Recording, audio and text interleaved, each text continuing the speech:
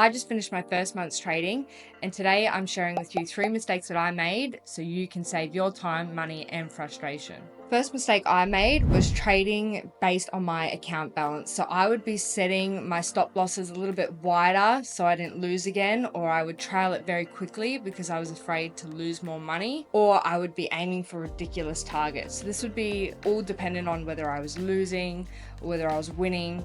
I would always select my trade idea based on my trading account, and it always went the wrong way. I was tapped out too early before I could take good profits, or I would essentially not get any profit from the trade because I didn't move my stop up because I didn't want to get stopped out of the trade. This all comes down to your plan, but also knowing where you get emotional. You have to make sure you understand what triggers you, so that way you can watch yourself closely on that next trade and make sure you're following it.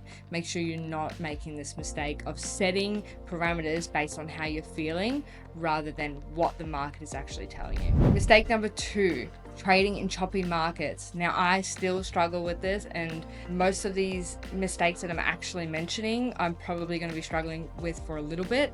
However, I'm getting more and more aware of them so I can pick them up a little bit quicker. Something that I did learn was that if I watched my emotions and realized I was getting tapped out of trades really erratically and starting to overtrade, as soon as I take a step back from that, notice those emotions, 9 times out of 10, I'm in a choppy market. I started to realize I needed to look at my risk more holistically, in the sense that depending on the market that I'm trading, I'm actually accepting more risk. I needed to look at the market, see how it was acting. And as soon as it starts getting quite choppy, I found that it actually wasn't really sustainable for me to keep trading that particular market because I was accepting a whole lot more risk than I actually wanted to.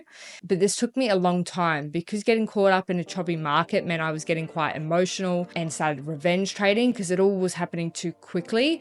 It was definitely something that I really struggled with. The most important thing that I found for me to do was just to step out of the trades. Just completely let it go for the day. There's no use in trading a choppy market. It's hard to read, there's no direction, and one thing we all know as traders, we need direction. So I just stopped trading. Moving on to number 3, not journaling. Now, we've all heard obviously that you should be journaling, but I got wrapped up in trading so much that I just stopped journaling. And this was a big mistake, right? I got to the point where I wasn't really learning a whole lot on my mistakes. So much so that I got my account all the way up to $5,800, and then it came all the way back down to like $700. I worked it up all the way back to $2,000 break even, and I got emotional and lost it all again and completely blew the account. Something that I probably should have learned if I was journaling was that I do get emotional when I'm break even. I'm trying to get that buffer, so I trade much more, I guess, risk on, you could say, and in some cases when I shouldn't be. And if I were to have journaled, I would have noticed where I got emotional. So whether it was when I'm back up to break even or when I just get tapped out of a trade and it goes my way.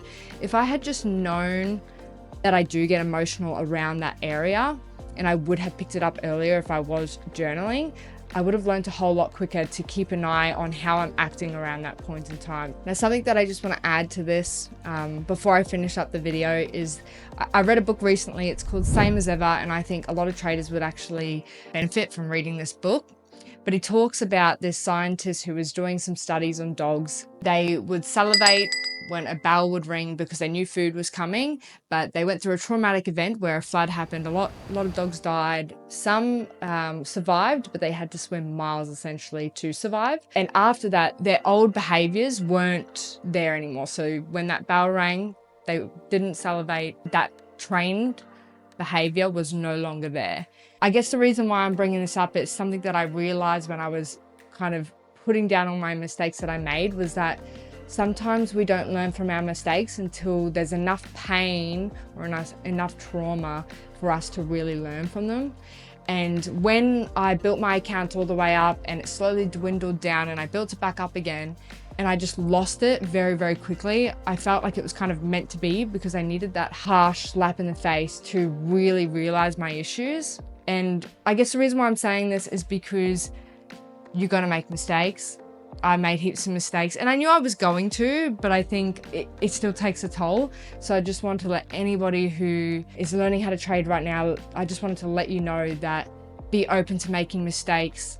There's nothing wrong with it. Don't rush the process, which I found because I was really wanting to, I guess, succeed. It just really took a bigger toll than it needed to, instead of me just kind of falling into the process. So I think if you were to take anything away from this video, that would be the only thing that matters. Thank you for listening. If this is the first video you're watching of mine, check out this video here. It's purely just me kind of introducing myself, letting you know what my story is, and who I am, and I guess what I'm trying to do here. Thanks.